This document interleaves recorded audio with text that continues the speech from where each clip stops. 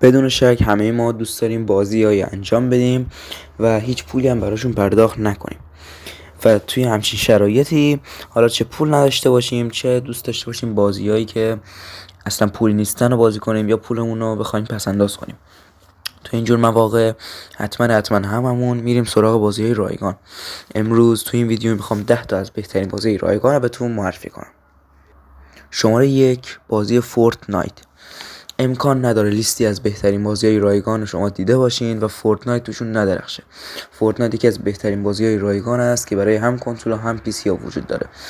توی این بازی رایگان که یه حالت کارتونی و انیمیشنی به خود داره، میتونین شما اسکینای متفاوتی رو بخرید و داشته باشید و آنلاین با پلیرهای دیگه یا دوستاتون بازی کنید و کلی کیف کنید. من خودم به شخص این بازی رو خیلی دوست دارم. شماره 2 بازی ایپکس لژندز. ایپکس لژندز هم یه بازی شبیه فورتنایته، اما توی سبک یه ذره متفاوت‌تر و با یه دنیای خیلی متفاوت‌تر و اتمسفرهای متفاوت‌تری. توی بازی فورتنایت شما اسکین می‌خرید و به بازی میرید، اما اینجا توی این بازی حالا چه با پول واقعی چه با پول درون بازی شما میتونید شخصیت‌هایی رو باز کنید و با استفاده از قدرت‌های این شخصیت‌ها جلو برید و بازی اصلا بدی هم نیست و میتونید با دوستاتون یا با پلیرهای غریبه آنلاین بازی کنید، اونم بدون پلی استیشن پلاس. شماره 3 بازی وارزون. به نظر من کال آف دیوتی وارزون که توی شماره 3 ما قرار داره میتونست بازی رایگانی نباشه و کلی هم روش قیمت گذاری بشه، چون که بازی بسیار فوق العاده ای. شاید بعضیا بگن که ما این که گرافیک انیمیشنی و کارتونی فورتنایت و ایپکس لژندز رو دوست نداریم و کیفیت‌های واقعی گرایانه دوست داریم. اینجور آدما باید سراغ کال آف دیوتی وارزون حتما برن، اما خود من به شخص خاطرهای اصلا خوشی با این بازی ندارم. خود من به شخص به سختی تونستم وارد سرورهای این بازی بشم و هی لگ میخورد، باگ میخورد و اصلا من خودم به شخصه نمیتونستم بازی کنم، حالا چی برسه بخوام رفیقام بازی کنم و خودم به خاطر همین دلیل بازیشو پاک کردم و دیگه اصلا سراغش نرفتم. و چند تا DNS هم هست که خیلی به درد بخوره توی این بازی که من فهمیدم این DNS ها رو و برای پیدا کردن این DNS ها به چنل تلگراممون که روی صفحه میاد میتونید مراجعه کنید و این DNS ها رو در خدمت شما قرار بگیره.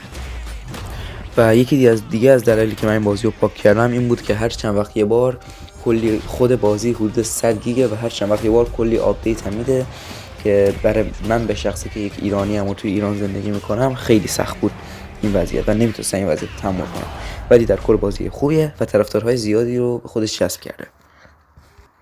شماره 4 بازی راکت لیگ. بازی راکت لیگ برای کسایی که هم ماشین سواری دوست دارن و هم فوتبال. راکت لیگ میذاره که شما هم ماشین سواری کنید هم فوتبال بازی کنید. توی این بازی شما با استفاده از ماشین سواری و نیتروهایی که توی خود مپ هستش میتونید از اونها استفاده کنید، سرعت بگیرید، برید گل بزنید یا هر کاری دیگه. توی این بازی چیزی به نام اوت، آفساید و اینجور چیزا وجود نداره. هر کسی میتونه هر پستی وایسه، شما میتونی برید دروازه‌بان یهو وایسی و یه چیز خرط و خریه، یا میتونی با سرعت بکوبی و ماشینای دیگه رو بترکونیشون که خیلی لذت خاصی میده. این بازی رو هم میتونید آنلاین با دوستاتون بازی کنید و کلی بخندید و کیف کنید، هم میتونید اگه 2، 3 یا 4 تا دسته دارید دوستاتون رو هم جمع کنید و با هم بشینید بازی رو بازی کنید که خیلی بازی لذت بخش و باحالیه. شماره 5 بازی ای فوتبال یا PS یا همون پس. از اونجایی که میدونستم ورزش فوتبال و بازی فوتبالی طرفدارای زیادی دارن، برای همین توی این لیست ای فوتبال هم بهش اضافه کردم یا همون PS خودمون.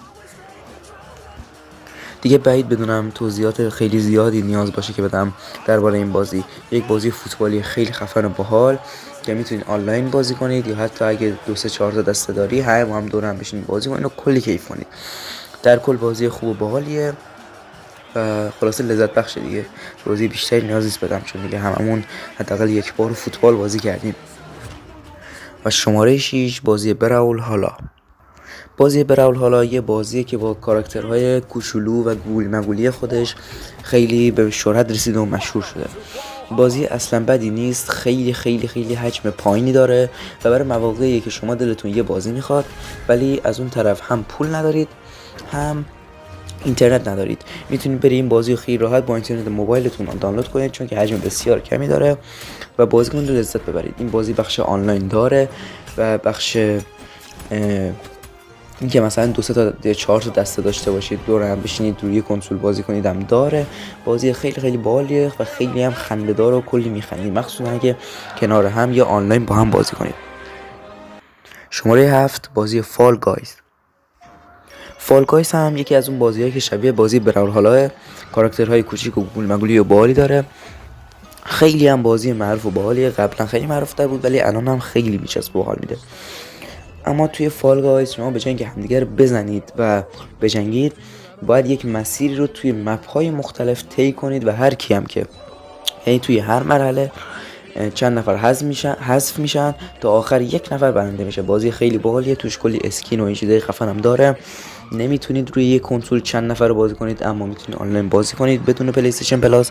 خیلی بازی باحالیه، من خودم خیلی دوستش دارم. حتما اگه تا حالا بازیش نکردید حتما برین سراغش. شماره 8 بازی استروس پلیروم.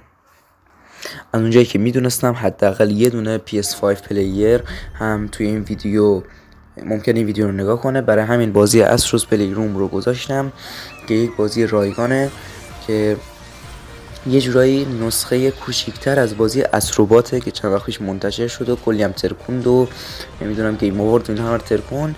خیلی بازی باحالی استروبات، ولی استروس پلیروم هم به نظر من خیلی بازی باحال رایگانه و اما بازی استروس پلیروم فقط نمیخواد که قابلیت‌های دوال سنس رو به رخ بکشه، بلکه میخواد با استفاده از قابلیت‌های دوال سنس به شما یک گیم پلی باحال، یک بازی باحال رو ارائه بده.